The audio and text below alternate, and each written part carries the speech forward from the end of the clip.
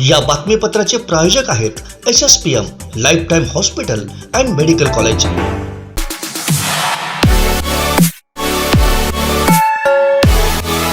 नमस्कार, हे आहे कोकणचं नंबर 1 महा चॅनल कोकण 7 लाईव्ह आणि आपण पाहतायत संध्याकाळच्या टॉप न्यूज।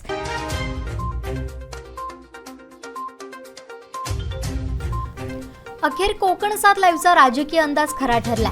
जिल्हा संघाच्या निवडणुकीत भाजपनं मोठी खेळी करत सर्वांनाच धक्का दिलाय। या निवडणुकीत भाजप राष्ट्रवादीने एकत्र येत नव्या राजकीय समीकरणांची सुरुवात केली आहे। जिल्हा संघाच्या निवडणुकीत राष्ट्रवादीचे व्हिक्टर डॉन्टस यांच्या गळ्यात अध्यक्षपदाची माळ तर भाजपचे संतोष नानचे यांच्या गळ्यात उपाध्यक्षपदाची माळ पडली आहे। कोकणचं नंबर 1 महा चॅनल कोकण 7 लाईव्हनं एक दिवस अगोदरच भाजपच्या खेळीचा अंदाज व्यक्त केला होता।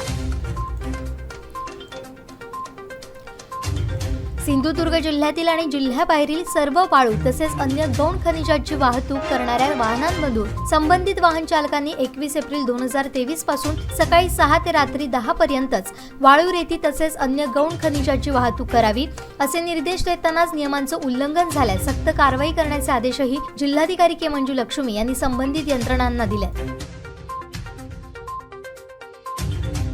सावंतवाडी येथील एसटी डेपो परिसरातील डांबरीकरणाचं काम निकृष्ट दर्जाचं झाल्यास शिवसेना गप्प बसणार नाही असा इशारा ठाकरे गटाचे उपजिल्हा संघटक शब्बीर मणियार यांनी दिला। दरम्यान दर्जेदार काम पावसाळ्यापूर्वी करा असं त्यांनी आगार व्यवस्थापक नरेंद्र बोधे यांना खडेबोल सुनावलेत।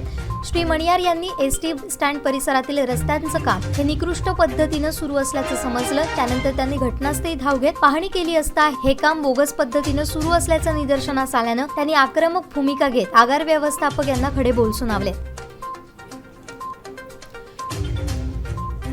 विरोधी पक्षनेते अजित पवार यांनी शुक्रवारी पुण्यात पत्रकारांशी संवाद साधला। यावेळी त्यांनी अनेक मुद्द्यांवर भाष्य केलं। तुम्ही बोलल्यानंतरही खासदार संजय राऊत सल्ले देत आहेत, त्यांची मतं मांडतायत असा प्रश्न त्यांना पत्रकार परिषदेत विचारण्यात आला। यावर उत्तर देताना त्यांनी कोण संजय राऊत असं म्हणत जोरदार टोलाही लगावला।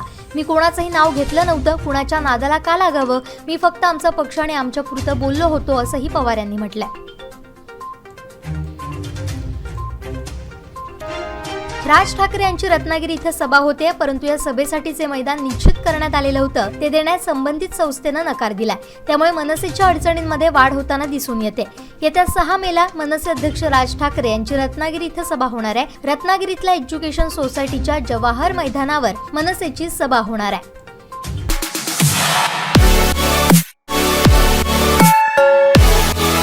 आणखीन काही महत्त्वाच्या बातम्यांसह भेटूया यानंतरच्या बातमीपत्रात। पाहत रहा कोकण 7 लाईव्ह, नव्या कोकणचा ग्लोबल ब्रँड। या बातमीपत्राचे प्रायोजक होते SSPM lifetime hospital and medical college.